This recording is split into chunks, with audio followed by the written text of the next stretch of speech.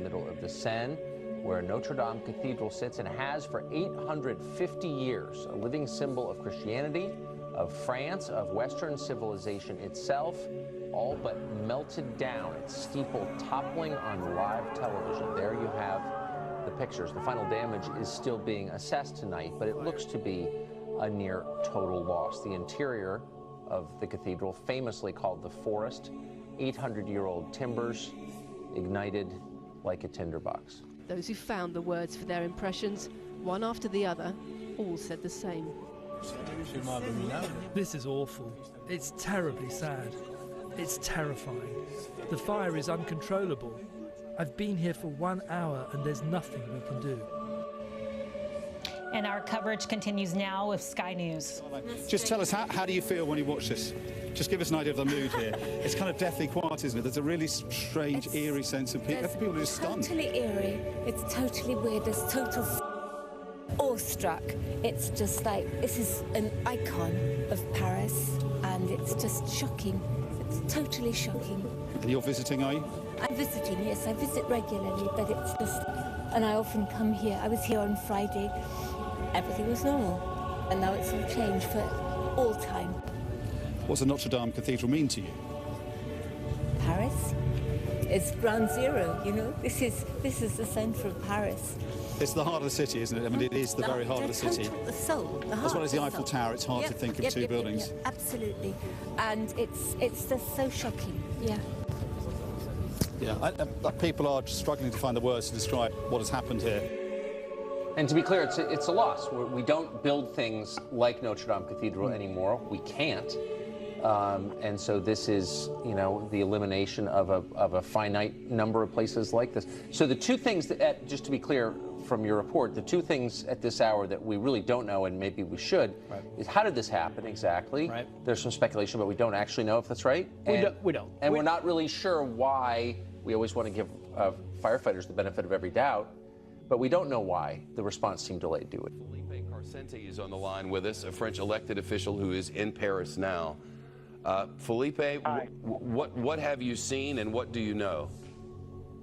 Well, I was close to the scene when it happened, and no, I left the place because we want to let people work around it. Everybody's really under shock now in France. I would tell you something. It's even if nobody died. I mean, it's like a 9/11. It's a French 9/11, you know, and it's a big shock. I mean, this church was there for more than 850 years. Even the Nazis didn't dare to destroy it. And you need to know that for the past years, we had churches desecrated each and every week in France, all over France. So, of course, you will hear the story about the political correctness, which will tell you that it's probably an accident. Sir, we're not going to speculate here of the cause of something which we don't know. If you have observations or you know something, we would love to hear it. No, I'm just telling you something. What you need to be ready. No, sir, we're not doing that here. Not now. Okay. Not on my watch. Okay. Felipe Carcente, okay. It's very good of you to be here. We're watching the at least partial destruction of a world icon. Notre Dame Cathedral has been burning for 2.5 hours. The initial reports we got were that the fire started in a construction zone in the rear. We are thousands of miles away, and the man on the phone with us has absolutely no information of any kind about the origin of this fire, and neither do I. And the fire investigators will at some point come to a determination about what caused this. And conspiracy theories about anything are worthless, and in many cases counterproductive and injurious to society. And those who entertain them are not acting in the best interests of the people of this planet. Well, the fire you've just been watching is in some ways a metaphor, maybe, for the broader decline of Christianity in Europe. That decline has been swift and full of unintended consequences. Mark Stein has been studying this question for more than 30 years, and we're glad to have him with us tonight. Mark, thanks a lot for coming on. There's so many things to say about this, but the one I can't get out of my mind is we haven't built anything like Notre Dame Cathedral in the West in so long. We don't build things that are beautiful anymore, maybe almost by design. Will there ever be anything built like that ever again?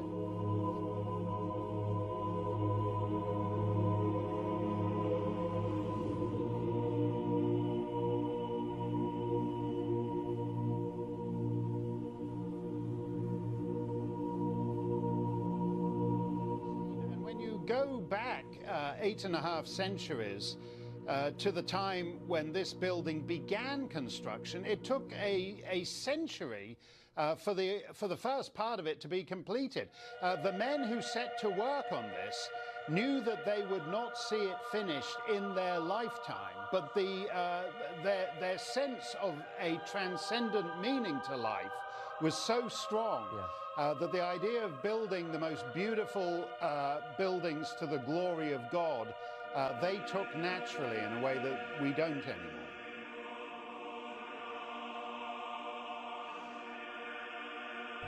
Many things are said to be irreplaceable: great art, cultural heritage, symbols of protection and hope.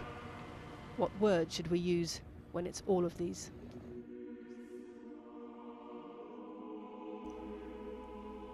This incident hit me hard, and I know I'm not alone in this. From agnostic to pagan to Christian, whether American or French or German, I think we all felt a deep sense of loss. The masterful architects of this timeless work of art were of a caliber that we're scarcely able to produce anymore. I think this was at the heart of our depth of feeling. The Goths were an exceptional people, and even this word doesn't do them justice. The backbone and the heart of Europe. Nearly every Western nation owes the finest portion of their modern history to the outgrowths of this root. Brilliant minds, warriors, and artists, they also felt a much more real connection to the divine than we do today. Life wasn't experienced as some relatively meaningless clamor for wealth and instant gratification. Because they believed in a higher power, their existence was an active striving to emulate and recreate this conception of absolute perfection, and pay homage to this divine beauty by attempting to manifest it in their creations to the best of their ability. They sought to allow their hands to become conduits of a divine nature, and the Cathedral of Notre Dame was one of their defining constructs, and acted as the heart and soul of what was Europe's most impressive city. Well over 100 years of the most careful and loving labor went into its creation. It wasn't merely the flower of Christianity or of a particular nation, but of race, culture, and soul, a standing rebuke to so much of what we've allowed our modern world to become. And perhaps this is why so many on the other side of the fence, some secretly, some less secretly, reveled in its destruction. Perhaps it's why the accident happened in the first place, and why the controlled press was so quick to dispense with and bury even the suggestion of foul play. In an age which the average person can recite chapter and verse of every episode of Game of Thrones, yet knows little to nothing of their own cultural heritage, such events are all the more devastating. Instead of being informed and shaped by cultural influences of profound depth and value, springing from our own treasured roots and customs and traditions, we now allow foreign bards to weave powerfully manipulative narratives which we unconsciously digest without a second thought. Like Hansel and Gretel feasting away on that sugary house.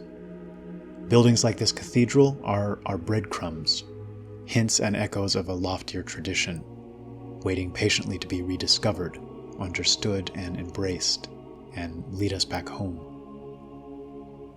Watching the flames burn, I was struck by a realization I'd had a while back, one which has grown on me ever since.